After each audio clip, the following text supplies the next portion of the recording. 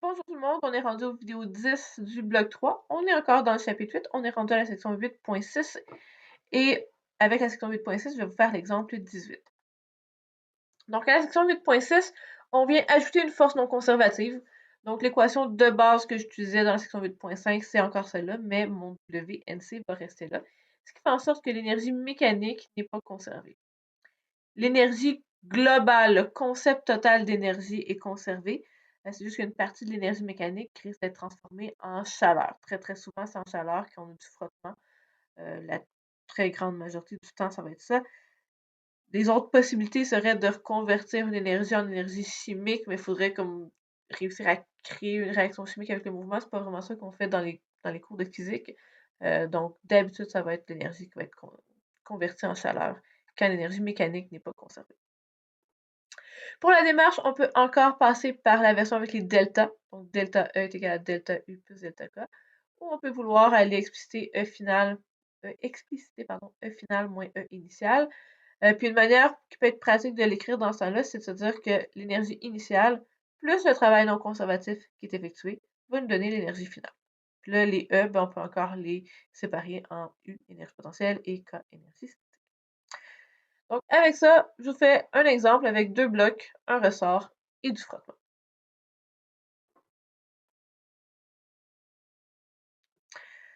Donc, mon équation de base, pour commencer, delta E est égal à WNC. Et cette fois-ci, j'ai choisi d'y aller.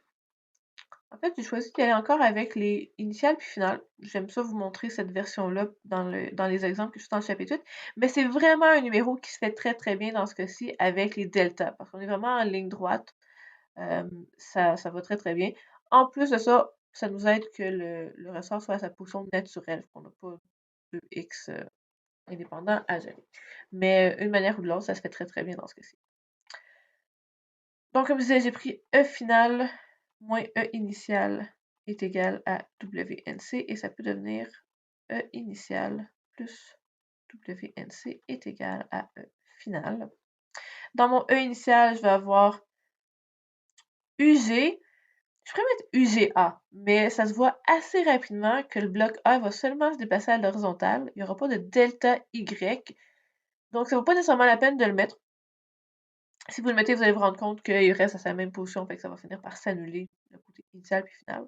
Donc, je vais pas le mettre, puis je vais aller tout de suite à UGB initial plus U ressort initial plus K. Là, pour K, j'ai les deux blocs.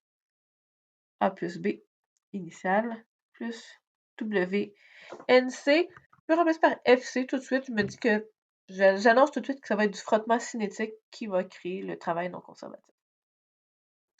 Du côté final, je vais avoir UGB final. Donc, si j'ai pas mis UGA initial, il ne faut pas que je mette UGB final. UGA final, il faut quand même rester cohérent. U ressort final, K A plus B final, et c'est tout. Initialement, le ressort est à sa position naturelle. Donc, je vais aller mettre mon axe des X, toujours dans le sens où mon ressort est allongé. Et initialement, il est déjà à X égale 0. Fait que ça va simplifier la chose. Ça fait que son énergie potentielle initiale est nulle. Puis, le bloc va avancer d'une certaine distance. On va obtenir un XF. Pour le bloc B, il va avoir un axe Y vers le haut. Puis lui, je peux vraiment partir où je veux. Pour son Y égale 0, je pourrais le mettre à la fin, je peux le mettre au début. Moi, j'ai choisi de mettre Y égale 0 au début. Je trouvais que ça fitait bien avec le X initial. Puis je vais avoir Y final en bas. Ce que je vais faire, c'est que je vais avoir, comme tantôt, je vais remplacer par ma distance, que je sais qui va être positive. Donc, je vais avoir D pour mon X final. Puis je vais avoir moins D pour mon Y final.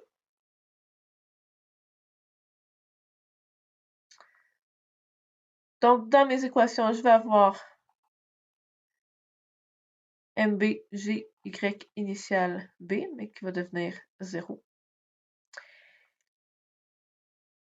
Les blocs initialement sont à 2 mètres par seconde, donc plus une demi MA plus MB vitesse initiale au carré. Là, je suis en train de vous faire la valeur numérique et le détail algébrique en même temps. Je vais faire ça tout de suite. Donc 3 plus 5 fois 2 au carré. Le ressort, on l'avait déjà mentionné que ça allait être une énergie potentielle nulle initialement. Et pour le travail fait par le frottement cinétique, je pense que ça prend un petit peu plus de place, je vais le faire séparément. WFC va être égal à FC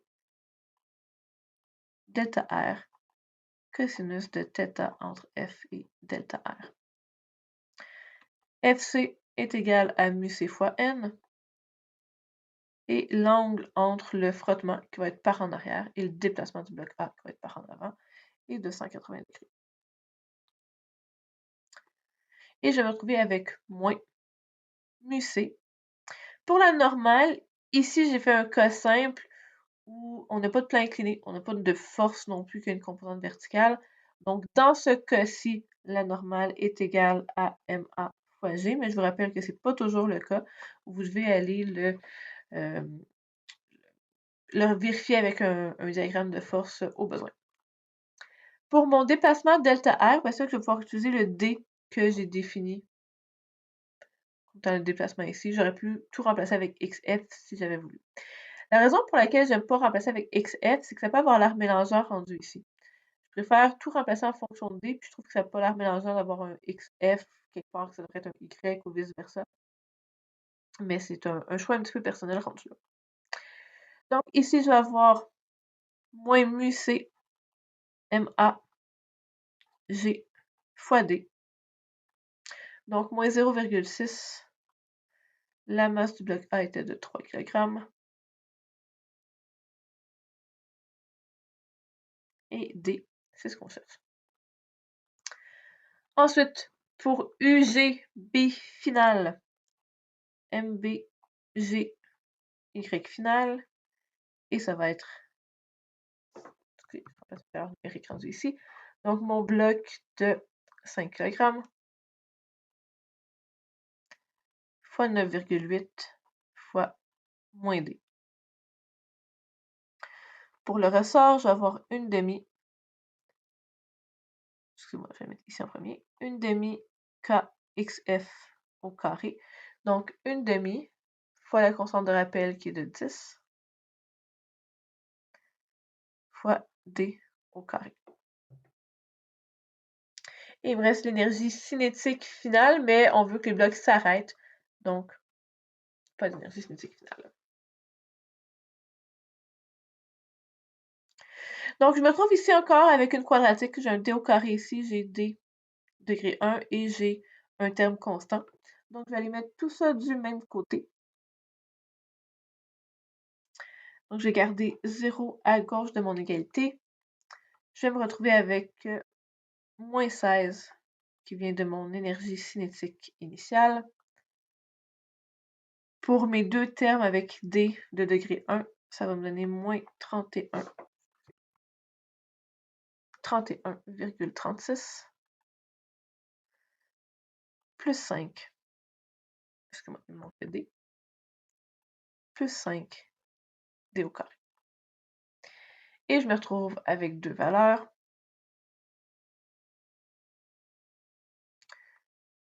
Donc, première réponse, 6,746. Et deuxième réponse possible, moins 0,474. On ne peut pas avoir une distance négative, on l'a vraiment choisi pour que ce soit dans le bon sens. Donc, la distance D doit être positive. Donc, ma réponse est la première ici. C'est le seul exemple que je vous fais dans les notes de cours, donc dans les vidéos aussi, avec des blocs et du frottement. Sinon, le reste de la démarche, c'est vraiment très, très, très similaire à ce qu'on faisait avant, incluant dans le chapitre 7. Donc, je trouve pas que ça mérite particulièrement beaucoup d'exemples pour juste adapter ça à la démarche du chapitre 8.